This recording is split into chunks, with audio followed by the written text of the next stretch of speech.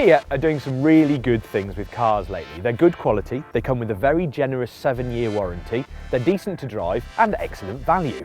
They've also got reliably rubbish names like Rio and Picanto, Karen's and C''D. But they're not what you'd call exciting. They're like good quality shopping bags or washing machines. They're useful, but not something you get particularly kind of crazy about. Unless you're weird. But now there's a new kind of Kia, a sporty Kia.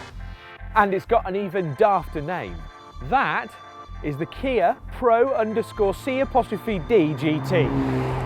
Or in normal human language, the Kia Proceed GT.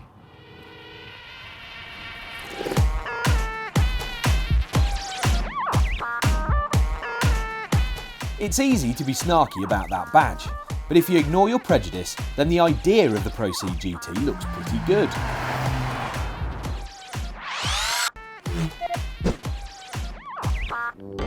It's a front-drive hatchback with a turbocharged 1.6 litre 4-cylinder engine, punting out 201 brake horsepower and 195 torques. It does 0 to 62 in under 7.5 seconds and over 140 miles an hour. So this is actually quite a nicely warm, hot hatch. Oh yes.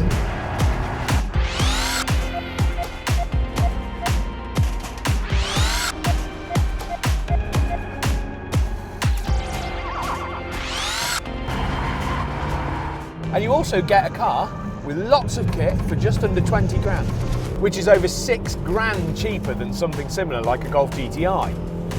Not so easy to ignore now, is it? The big question is, pretty obviously, is it actually any good? Well, we'd better find out.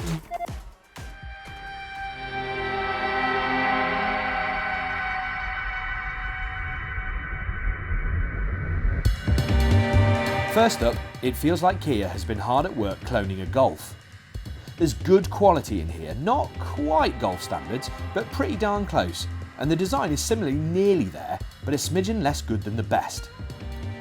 But it's comfy and gently sporty rather than hardcore, a bit like that Golf GTI, unsurprisingly.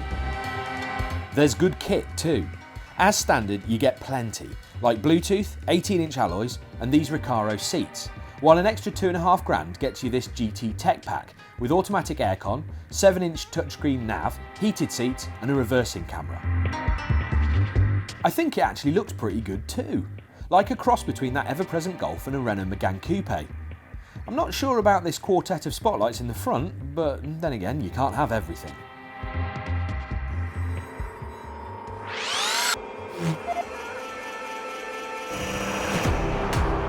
The important thing is how it drives though. This is supposed to be a quick hatch. It's rapid, quick, but not exactly brutal. I mean, the gear change is snappy enough. Look, we're coming into this corner. You can get it down into a gear quite accurately. And the engine does really good work, especially in the mid-range. That's turbos for you. But it's not exactly fizzy.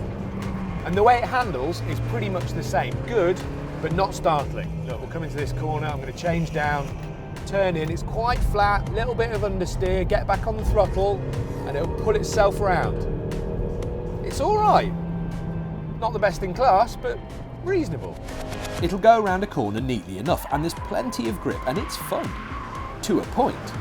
Because actually, when you really start to push, it sort of loses interest a little bit. Put it this way, at 7 or 8 tenths, which is how fast most of us drive on a regular basis, certainly on the road, the Proceed GT feels perfectly sorted.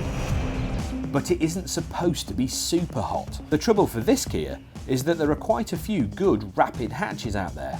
From smaller stuff like the Renault Sport Clio to the Peugeot GTI, to bigger Renault Megane RSs and Ford Focus STs. And so, like a good chunk of Kia product, it still ends up as a little bit sensible, good value, but not quite at the top of the class. So it's one to watch, but not to buy. Yet.